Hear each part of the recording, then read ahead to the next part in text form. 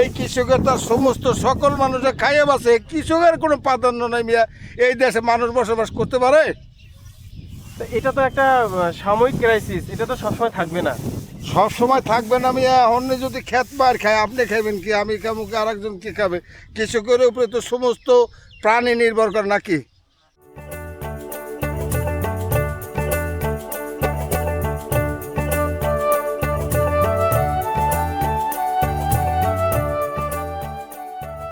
প্রিয় দর্শক, আজ উপস্থিত হলাম চরের কৃষিকাজ নিয়ে।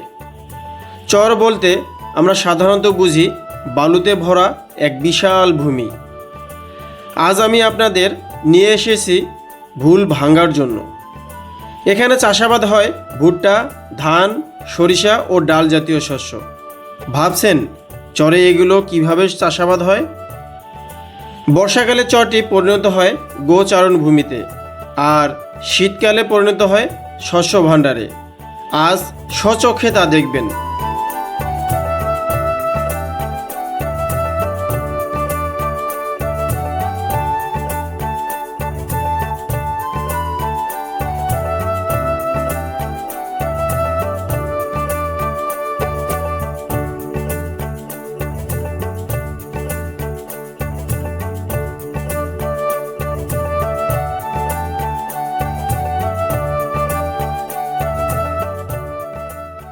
অবারিত আকাশ আর দিগন্ত জোড়া বালুচর, পদ্মার বুকে জেগে ওঠা এই চরে গড়ে উঠেছে এক ভিন্ন জীবন।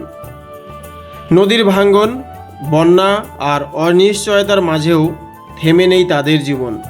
হ্যাঁ, আজ আসছি তাদেরই জীবন ও সংগ্রামের গল্প দেখার জন্য। আর সেই চরটি হচ্ছে হাতিঘাটা। হাতিঘাটা যাওয়ার জন্য প্রথমে আমাকে দোহার উপজেলার বাররাঘাটে আসতে হলো। সময় এখন সকাল 10টা। প্রথম নৌকাটি 8:30 ছাড়ে। আমি যাচ্ছি দ্বিতীয় নৌকাটিতে। এখান থেকে 1 ঘন্টা পর পর নৌকা হাতিঘাটার উদ্দেশ্যে ছেড়ে যায়। জনপ্রতি ভাড়া নেয় 120 টাকা এবং সময় লাগে 1 ঘন্টার মতো। যথারীতি আমাদের নৌকাটি তার সকল যাত্রী নিয়ে সময় মতো ছেড়ে দিল, বিশাল পদ্মার অবিরাম স্রোত উপেক্ষা করে হাতিঘাটার উদ্দেশ্যে। আজকের দিনটি বড়ই মেঘাচ্ছন্ন। আকাশে ঘন ঘন মেঘ দেখা যাচ্ছে, আর এই মেঘের জন্য সূর্যটা মাঝে মধ্যে ডুবে যাচ্ছে, আবার এই মেঘের ফাঁক দিয়ে কখনো কখনো তার আলো পৃথিবীতে ফেলতেছে। তো এই ঝলকানি আলোতে পদ্মার যে পানি সেটা ঝলমল করতেছে। পদ্মার এই মাছ ধরার নৌকাগুলো মাছ ধরতে ব্যস্ত। এমন একটি মেঘাচ্ছন্ন দিনে আমিও বের হলাম পদ্মার একটি চর দেখতে, নাম ভগবান চর। তো ভগবান চর দেখার উদ্দেশ্যেই আমি রওনা দিলাম ঢাকা জেলার দোহার উপজেলার বাররাঘাট হতে। আমাদের এই নৌকাটি ছাড়ছে সকাল 10টায়, আর আমি এখন মাছ নদীতে অবস্থান করতেছি। এখান থেকে সময় লাগবে হাতিঘাটা যেতে ঘণ্টাখানিক। তারপর ওখান থেকে মোটরসাইকেলে করে ভগবান চরের উদ্দেশ্যে রওনা দিব। তো যাওয়ার এই মাঝখানে যে সৌন্দর্য সেটা আপনাদেরকে না দেখাতে পারলাম না। এই যে দেখুন, পদ্মা নদীর মাঝে কত সুন্দর সুন্দর চর জেগেছে, আর এই চরগুলোতে এই অঞ্চলের মানুষজন ধান চাষাবাদ করছে, যা স্পষ্টভাবেই দেখতে পাচ্ছি আমি। একেবারে সবুজে ভরে গেছে চরটি।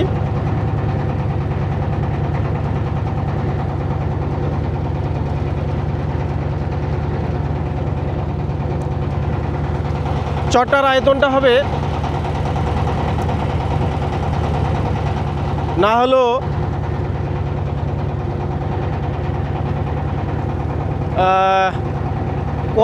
কয়েক একর জমি হবে। ওই যে দূরে মানুষগুলো তাদের যে ধান পেকে গেছে, ধান কাটা শুরু করে দিয়েছে। আর আমরা এই চর, অর্থাৎ এখানে একটি চর, আবার এখানে একটি চর, এই মাঝখান দিয়ে, এই যে দেখতে পাচ্ছেন, আমরা ঠিক এই মাঝখান দিয়ে যাব। চরের মাঝখান দিয়ে জায়গা আছে যাওয়ার জন্য, এই নৌকা দিয়েই যাব।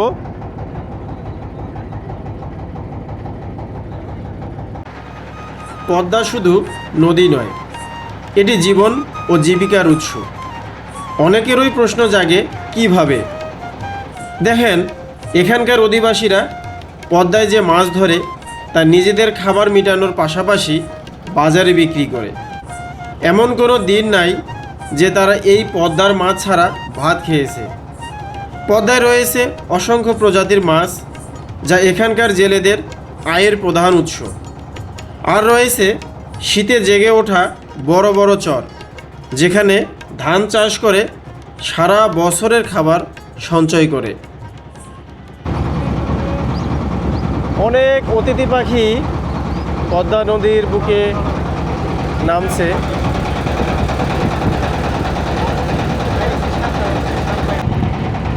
প্রিয় দর্শক, এই যে পাশের চরটি দেখতে পাচ্ছেন, এই চরটির অবস্থান হচ্ছে পদ্মা নদীর ঠিক মাঝ বরাবর। আর এটার যে উৎপত্তি সেটা কিন্তু বেশি দিনের না, 3 থেকে 4 বছর। এই চরটি প্রতি বছরেই এখন এর উচ্চতা বাড়তেই আছে, যার কারণে এই নদী থেকে চরের উচ্চতাটা অনেক বড় দেখাচ্ছে। আর অনেক গাছ জন্ম নিয়েছে, যেগুলো অনেক বড় হয়ে গেছে এতদিনে। আবার এই যে মাঝখান দিয়ে আমাদের নৌকা যাচ্ছে। আবার এই চরটা যদি দেখতে পাচ্ছেন, এটা কিন্তু বেশি দিনের না, এটা গত বছরের চর।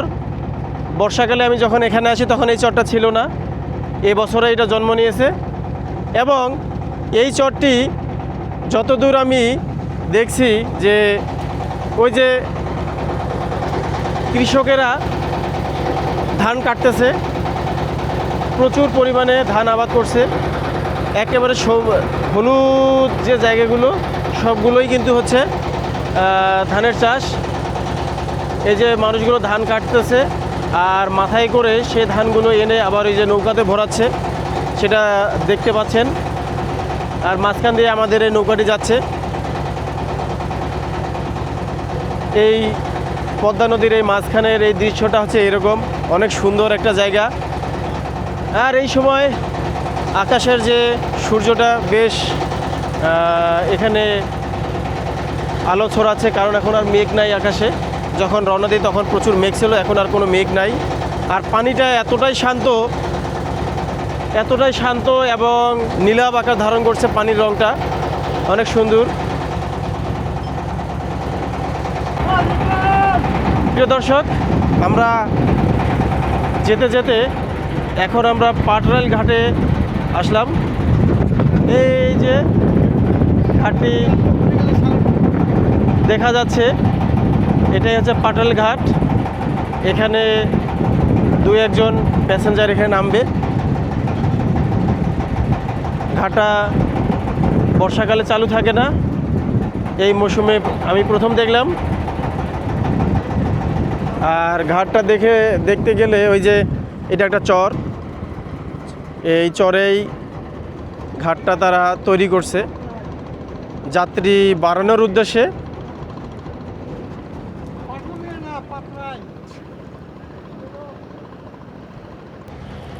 প্রিয় দর্শক, আপনারা চরে যে ধানগুলো দেখতে পেলেন, সেগুলো দেখতে কালো জাতের বোরো ধান। এই ধানটি রোপণ করা হয় বর্ষার শেষের দিকে, যখন চরগুলো মোটামুটি দেখা যায়। আশ্চর্যের বিষয় হচ্ছে, এই ধান চাষাবাদ করতে কোনো প্রকার সার, কীটনাশক বা নিড়ানির প্রয়োজন পড়ে না, শুধু চারাগাছ রোপণ করলেই শেষ। স্থানীয়দের মতে এই ধান হতে প্রাপ্ত চালের ভাত নাকি অনেক সুস্বাদু।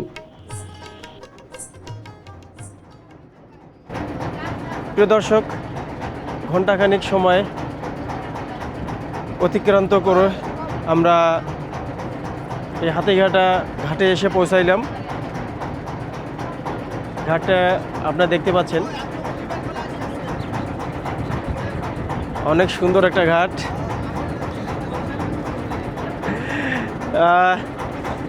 আমাদের পরিচিত ভাইরা আমাদেরকে দেখাবে, তারা আমাদেরকে স্বাগত জানাইলো। আমরা এবার নামবো এই ঘাটেই।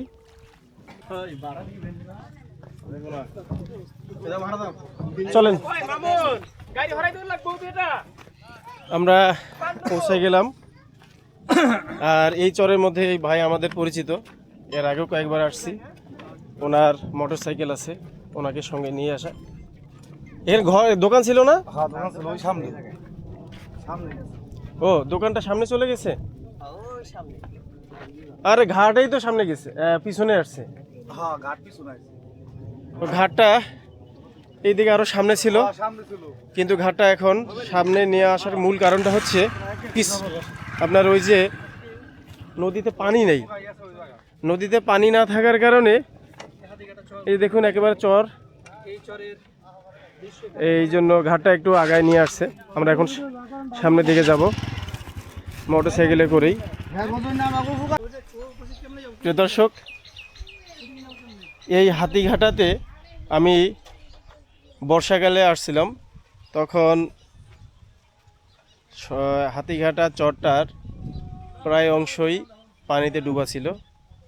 তো এখন এসে দেখতেছি পানি তো উজানে নাই এবং নদীতেও নাই।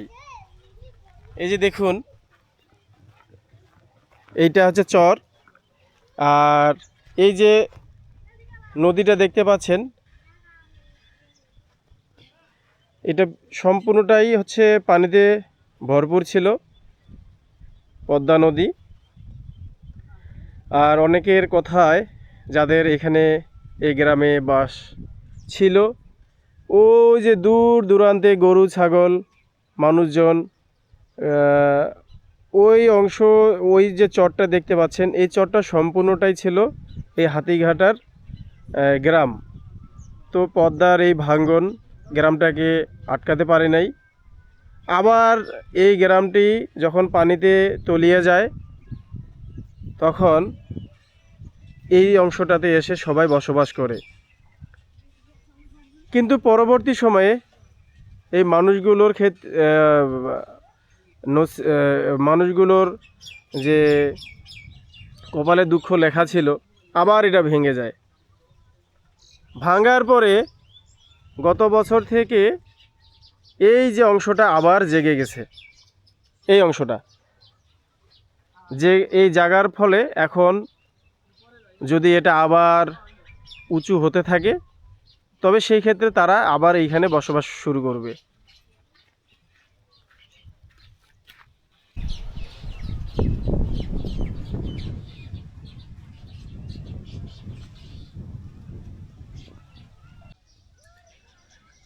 নদী কাছে আসাতেই এই বসত ভিটেগুলো এইভাবেই এখানে ফেলে রেখে অন্য জায়গায় চলে গেছে এখানকার বসবাসকারীরা। আর এখন এগুলো এভাবেই পড়ে আছে, কিন্তু নদীও এখন শুকিয়ে একেবারে মরে যাওয়ার উপক্রম। তো এখন বর্ষাকাল না থাকায় এই অংশটুকুতে নদীর পানি তেমন একটা নাই, এজন্য এই অবস্থা।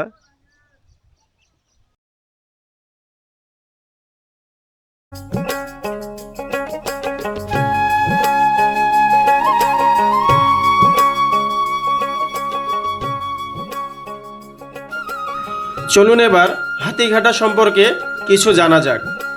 চরটি মানিকগঞ্জ জেলার হরিরামপুর উপজেলার আজিমনগর ইউনিয়নের মধ্যে অবস্থিত।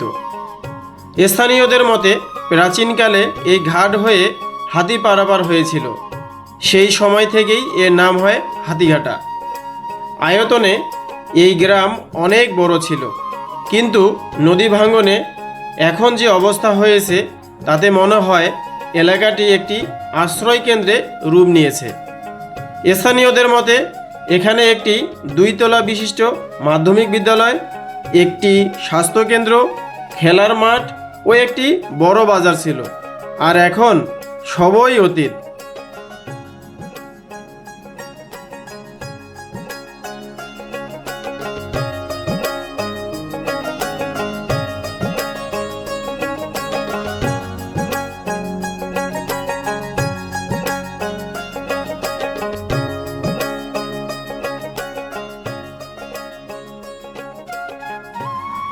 এত দুঃখ ও কষ্টের মাঝেও তাদের জীবন থেমে নেই। আসলে নদীর চরগুলো এরকমই, 15 থেকে 20 বছর, কোথাও আবার 5 থেকে 8 বছর পর্যন্ত স্থায়ী হয়, কোথাও ভাঙে আবার কোথাও উঁচু হয়। হাতিঘাটা চরের পাশে আছে সালেপুর ও বসন্তপুর গ্রাম। মূলত এখানে যতগুলো গ্রাম আছে এগুলো সবই চর, চতুর্দিকে পদ্মা নদী, মাঝখানে এগুলোর অবস্থান। হাতিঘাটা চরে বর্তমানে 120 থেকে 150 ঘর অবশিষ্ট আছে, আর বাকি বাসিন্দারা নদীর ওপারে এবং অন্যান্য চরে আশ্রয় নিয়েছে। বর্তমানে চরটির আয়তন 5 থেকে 6 কিলোমিটারের মতোই হবে। তো চলুন এবার এই চরের চাষাবাদ সম্পর্কে জানি।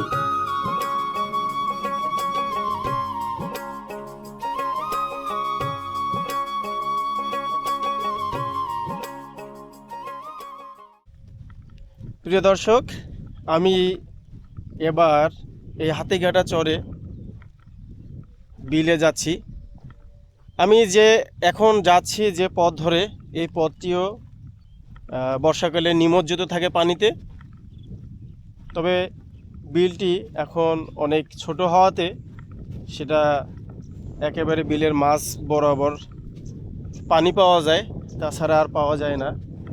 আর এই জায়গাটি এখন পড়ে আছে এইভাবেই, ওই যে গরুর ঘাস লাগানো হয়েছে ওইখানে। আবার এই যে জমিটাতে দেখতেছি সরিষার গাছ এগুলো। আর ওই যে দেখতে পাচ্ছেন ঘোড়া। এই হাতিঘাটা চরের একটা সুন্দর জিনিস, সেটা হচ্ছে অন্যান্য চরে দেখতে পাবেন না সেটা। এই সুন্দর জিনিসটা হচ্ছে এই ঘোড়া। এখানে অনেক ঘোড়া আছে। এই ঘোড়াগুলো দিয়েই তারা ঘোড়ার গাড়ির মাধ্যমে যে ধান, ভুট্টা বা অন্যান্য শস্যাদি আনা নেওয়ার কাজে ব্যবহার করে। তাই এই চরে ঘোড়া পালার একটা রীতি আছে, কারণ ঘোড়া গাড়ির মাধ্যমে তাদের এই জিনিসপত্রগুলো নিয়ে আসা যায়। মূলত এই কারণেই তাদের ঘোড়া পালা, শখ করে ঘোড়া পালে না তারা। আর এই যে দেখতে পাচ্ছেন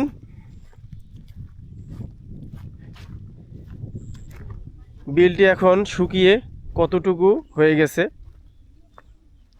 এই পাশে নৌকাগুলো, এগুলো প্রত্যেকটা নৌকাই হচ্ছে মাছ ধরা নৌকা।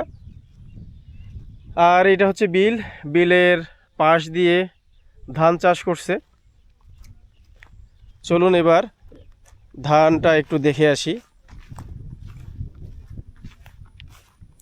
আর এই যে এগুলো, এই 3টা দেখতে পাচ্ছেন, এগুলো হচ্ছে চায়না জাল বলে। এগুলো এই বিলে রেখে দিলে বিলের যে মাছ এই জালের মধ্যে প্রবেশ করলে সে মাছটা আটকা পড়ে যায়।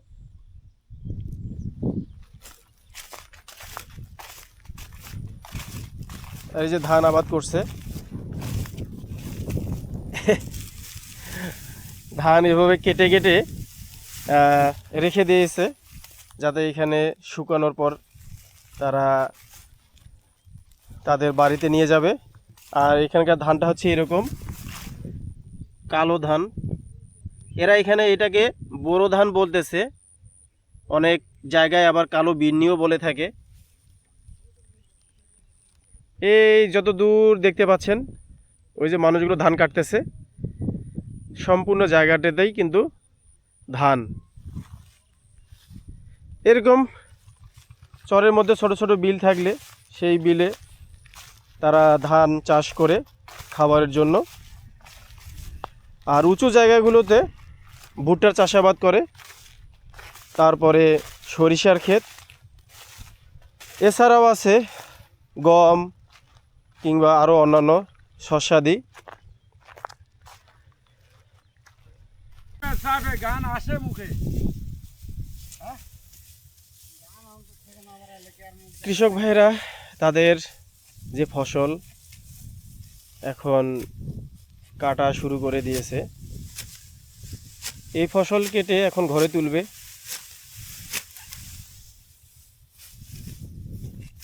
আচ্ছা ভাই, এই ধানটা বিঘা প্রতি কতটুকু আসতে পারে? 15 মণ। আচ্ছা, 15 মণ ধান বিঘা প্রতি আসবে। আর এটার একটা বিশেষ দেখলাম যে এই বিলের মাঝে ধান লাগাইছে আর এখন কাটতেছে, অর্থাৎ মাঝে যে খরচ, যেমন তেল, সার, কীটনাশক কোনো কিছু লাগে নাই, এটা এইভাবেই হয়ে গেছে ধানটা। মানে অনেকটা ওই যে ফ্রিতে, সব কিছু ফ্রিতে আর কি ধানটা হয়ে গেছে।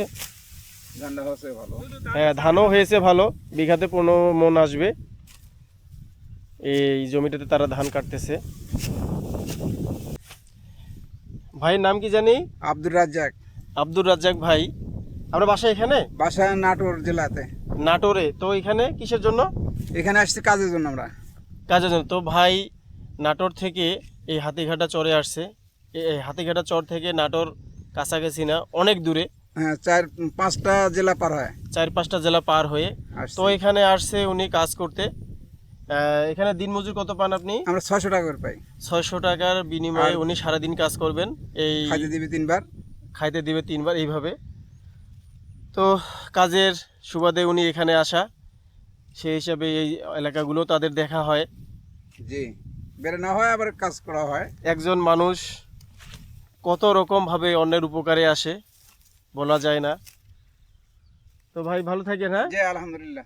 আলহামদুলিল্লাহ, ভালো থাকেন। হ্যাঁ। তো প্রিয় দর্শক, দেখলেন যে এ চরেও মানুষ আছে কাজের, কিন্তু তারপরেও এক্সট্রা মানুষের দরকার হয়, কাজের লোকের, যেটা বাইরে থেকে হায়ার করে এসে এখানে কাজ করে। এখানে কাজ করে বিভিন্ন রকমের কাজ থাকে, আজকে ধান কাটতেছে, কালকে ভুট্টা, এরকম করে আরও অনেক কাজ আছে এই চরের ভিতরেই। হ্যাঁ, ভুট্টা ভাঙা।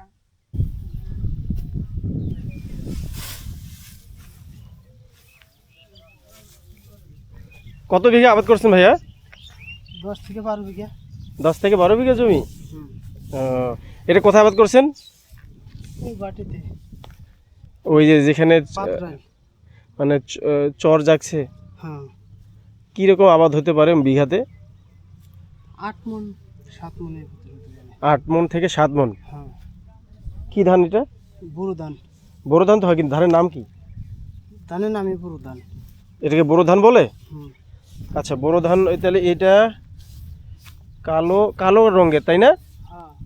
আচ্ছা আচ্ছা, মানে এই যে যে ধানটা আনলো সে ধানটা হচ্ছে এরকম, শুকালে পরে এরকম হবে। আর এখানে ওই যে ভাবি এটা পরিষ্কার করতেছে, এই যে আরেকটা আনলো, তাই না? অনেক স্বাদ।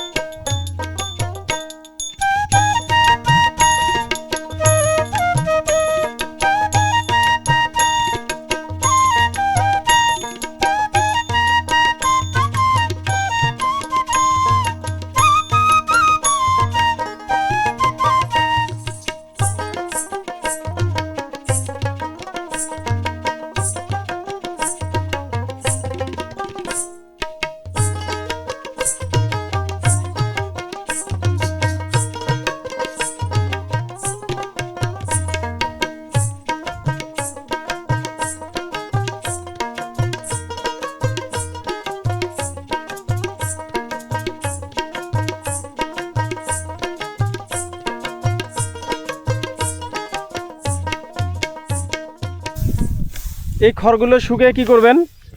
গরুতে খাবে। গরু এখন কি খাবে এগুলো? কদিন পরেই খাবে।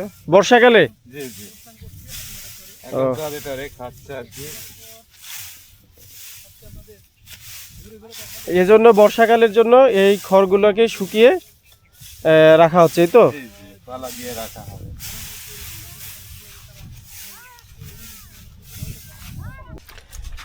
ফিরে এলাম ইসুফ আলী মৃধা ভাইয়ের সঙ্গে দেখা করতে এই হাতিঘাটা চরে।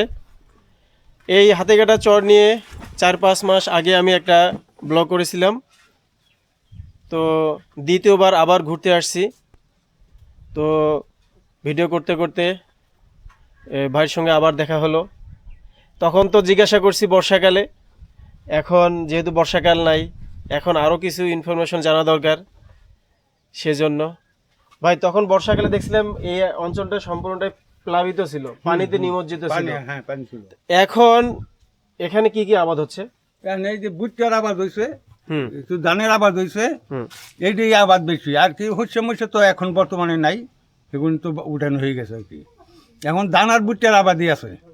ধান হচ্ছে আর ভুট্টা। ভুট্টা, হ্যাঁ। ধান কোন কোন জায়গায় লাগাচ্ছে? ধান এই কোনা চরে লাগানো হয়েছে, এই যে কোনা দোপ আছে, এই যে মোরা কোলে মোটা চর আছে। বলতে ওই যে আপনার পদ্মা যে নতুন চরটা যাচ্ছে হ্যাঁ, সেখানে? হ্যাঁ, চর, হ্যাঁ হ্যাঁ, এই যে নতুন চর রাখছে এইটার মধ্যে বড় ধান হয়েছে। নতুন একটা চরে ধান আবাদ হলো? হ্যাঁ হ্যাঁ হয়। কেন ওখানে না বালু না, পরিমাণ বেশি? মাটি উপরে আবার জায়গায় জায়গায় মাটি পড়ে।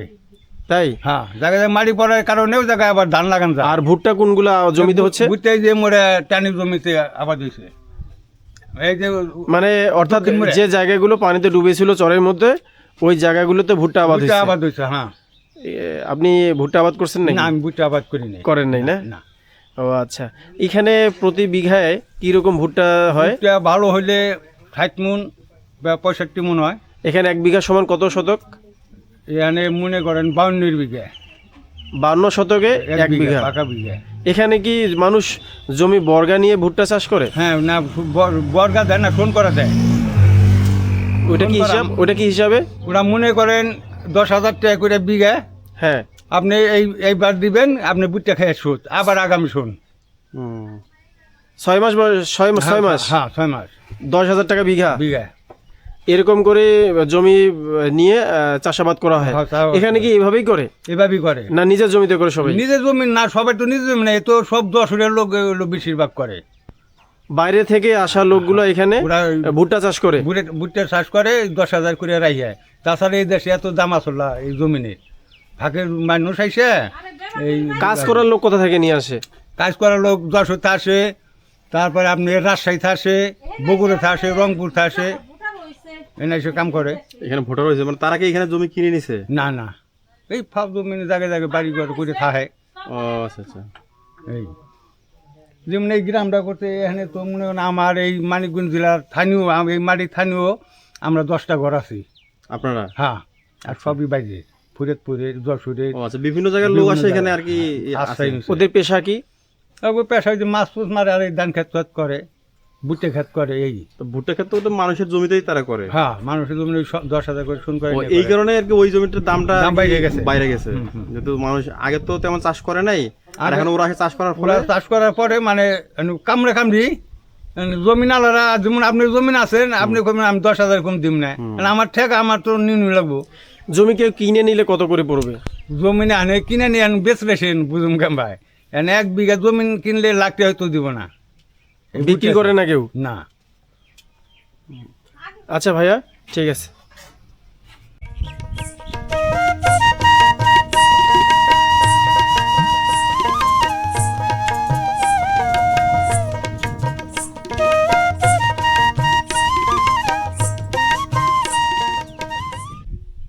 প্রিয় দর্শক, চর বলতে আমরা যেটা বুঝি বালুময় একটা জায়গা, যেখানে কোনো আবাদ করা যাবে না, যার কোনো প্রাণের অস্তিত্ব থাকবে না, মরুভূমির মতো দেখাবে, ঠিক সেই রকমটাকে। চতুর্দিকে থাকবে নদী। কিন্তু আমি যে চরে এখন আছি, এই চরটাকে দেখলেই আপনি কখনোই বুঝতে পারবেন না এটা একটা পদ্মার চর। দেখুন এই পাশটাতে ভুট্টার ব্যাপক চাষাবাদ, এই যত দূরে যায় সবখানেই কিন্তু ভুট্টার চাষাবাদ। মাঝখানে কিছু কিছু জায়গায় এখানে বোরো ধান চাষ করা হয়েছে। আবার এই পাশটাতে দেখুন ঠিক সেম, এখানেও ভুট্টা চাষ করা হয়েছে বিলকুল। এখানে কিছু বোরো চাষ করছে, বোরো ধান। এই যে দেখুন সবুজ সবুজ যে ক্ষেতটা আছে, এটা হচ্ছে বোরো ধানের ক্ষেত। আর সম্পূর্ণ চরটা আসলে এটার আয়তন অনেক বড়। যেহেতু এখানে তেমন একটা রাস্তাঘাটের পাইলাম না যে আমি বলবো যে এত কিলোমিটার অত কিলোমিটার, আসলে এটা পারি নাই, কিন্তু এর আয়তন অনেক বড়। এবং এই চরটা অনেক আগে থেকেই এরকম করে আছে। এর মাথায় কিছুটা ভেঙে যায়, কিন্তু পিছনেটা বেশ ভালো থাকে, সহজে ভাঙে না। দর্শক, এই চরের মধ্যে যে ভুট্টার আবাদটা হয়েছে, এই একটা খেতে আসলাম দেখার জন্য, মূলত যে কীরকম ভুট্টাটা ফুলছে। তো চলুন এবার সেইটা দেখি। এই যে দেখুন, এখানে মনে করেন এই যে একটা গাছ, এই যে একটা গাছ, এই গাছে ভুট্টা ধরছে। এখানে একটা ছোট, আর এই যে সাইজটা দেখেন, এইটা একটা বড়। আর এই গাছে আর কোনো ভুট্টা নাই। তারপরে আটা গাছ দেখাই, এই যে একটা গাছ, এই যে একটা গাছ, এখানেও একটা ভুট্টা আর নাই। তারপরে যে এখানে একটা গাছ, এই যে দেখুন, এই যে একটা ভুট্টা আর নাই। অর্থাৎ তাহলে যেটা পাইলাম যে ওখানে একটা গাছে একটা ধরছে, আবার এখানে একটা গাছে দুইটা ধরছে। এই যে দেখুন, এই যে দুইটা ফল ভালোভাবে দেখতে যাচ্ছে না। এই যে দেখুন, এইখানে একটা আর এই যে একটা, এই দুইটা। তবে ম্যাক্সিমাম গাছে একটা করেই ভুট্টা আছে যা দেখা যাচ্ছে। তবে ধরে নেওয়া যায় একটা গাছেই একটা ভুট্টা। খুব রেয়ার যে একটা গাছে দুইটা ভুট্টা হয়। আর ভুট্টার চাষটা হচ্ছে এরকম, সেটা দেখতে পাচ্ছেন। এই হলো ভুট্টার ক্ষেত। আর যে এখানে পানি ব্যবহার করা হয়েছে, এই জমিটাতে পানি না দিলে ভুট্টা অবশ্যই হতো না।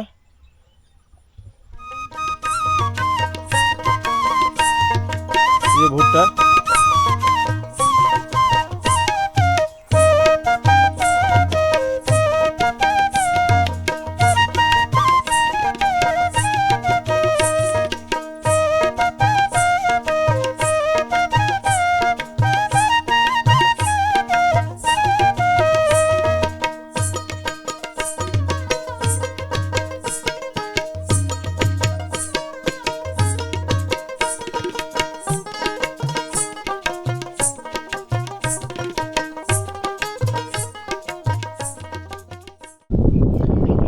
এই হাতিঘাটা চরের প্রধান যে অর্থকারী ফসল সেটা হচ্ছে এই ভুট্টা।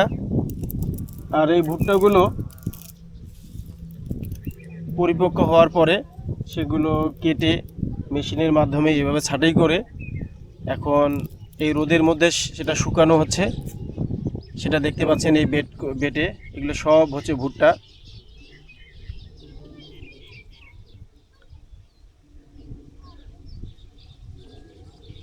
এগুলো হচ্ছে কৃষকের মুখে হাসি।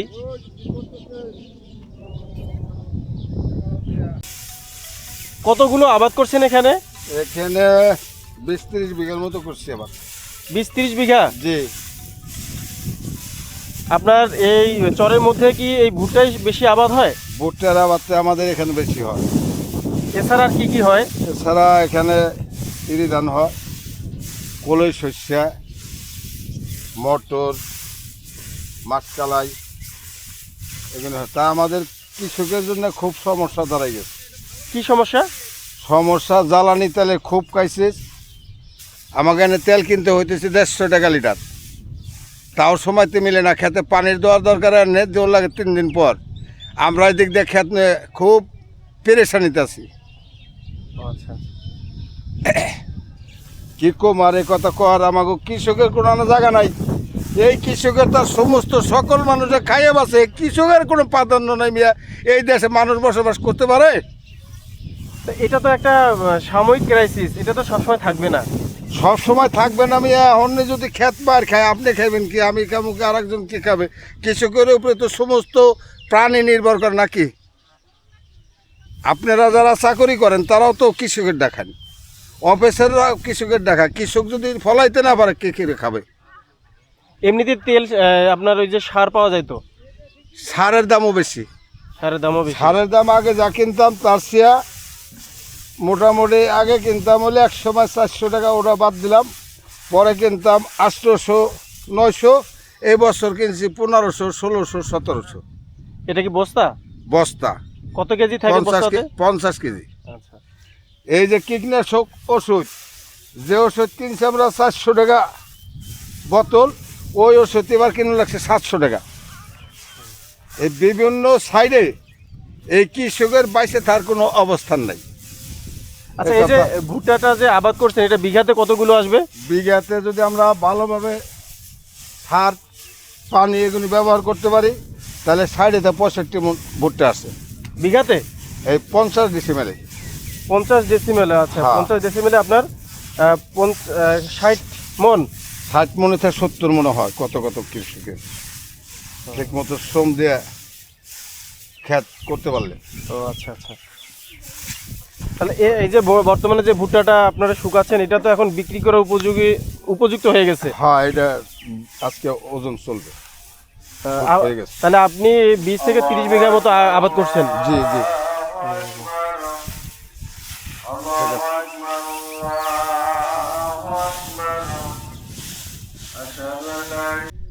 প্রিয় দর্শক, এই এক কৃষক আঙ্কেলের সঙ্গে কথা বললাম।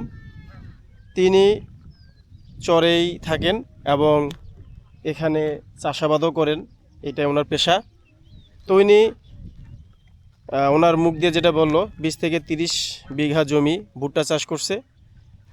তো এনার এই ভুট্টা চাষ করার ক্ষেত্রে যে প্রতিবন্ধকতাগুলোর ভিতরে হচ্ছে যেমন এখানে সারের দাম বেশি, তারপরে আরও উনি বলল যে কীটনাশকেরও দাম বেশি পড়ে। তো আসলে এখানে আবাদবাড়ি করাটা অনেক কষ্ট হয়, চ্যালেঞ্জিং হয়, কিন্তু তাদেরও এই বিষয়টাকে যদি প্রাধান্য দেয় তাহলে তো এখানে আর আবাদবাড়ি করতে পারে না। তাই কষ্ট করে হলেও তারা এখানে অনেকটা যুদ্ধ করেই ফসলটা ফলায়। এখন এই ফসলে যদি তারা দাম পায় তাহলে হয়তো বা তাদের পারিশ্রমিকটা চলে আসবে। তো এরকম আরও জানা অজানা অনেক কিছুই আছে এই গ্রামে, সেটা নিয়ে আমি দেখব আর আপনাদের দেখাবো। চরের এই বাড়িগুলো এরকমই, কারণ গুছিয়ে রাখার মতো সময় তারা পায়নি। কারণ এক জায়গা, যে জায়গা ভাঙছে ওই জায়গা থেকে এসে কোনো রকম এখানে আশ্রয় নিয়েছে তারা।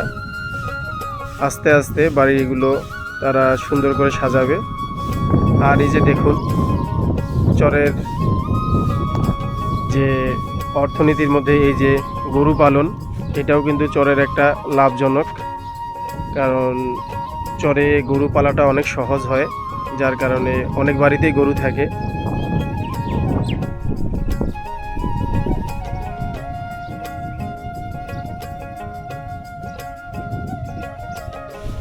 এই চরে এসে আমি যেটা বেশি উপভোগ করছি আর সেটা হচ্ছে এই যে ঘোড়া।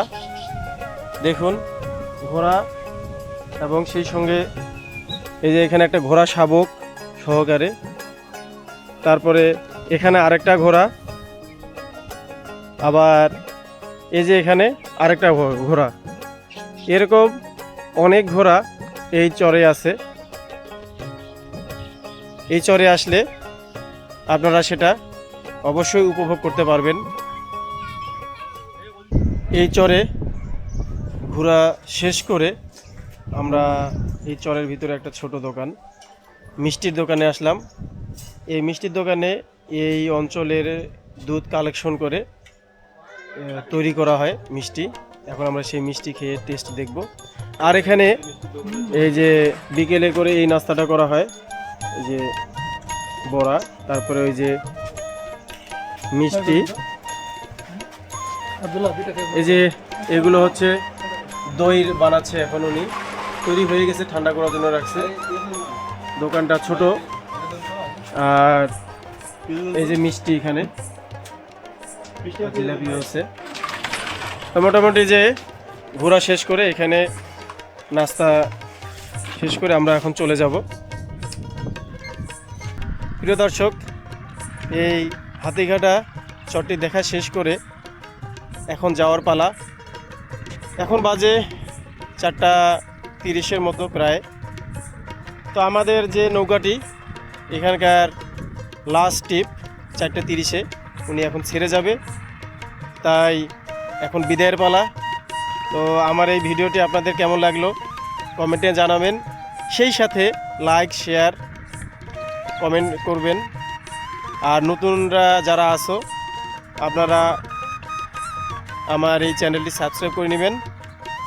তো বিদায়বেলা আর কিছু বলবো না, এই যে আমাদের নৌকাটি এখানে দাঁড়িয়ে আছে, এখন চলে যাব। তো হাতিঘাটা চর থেকে আমি মাহমুদ বিদায় নিচ্ছি। আপনারা সবাই সুস্থ থাকবেন, ভালো থাকবেন। আল্লাহ হাফিজ।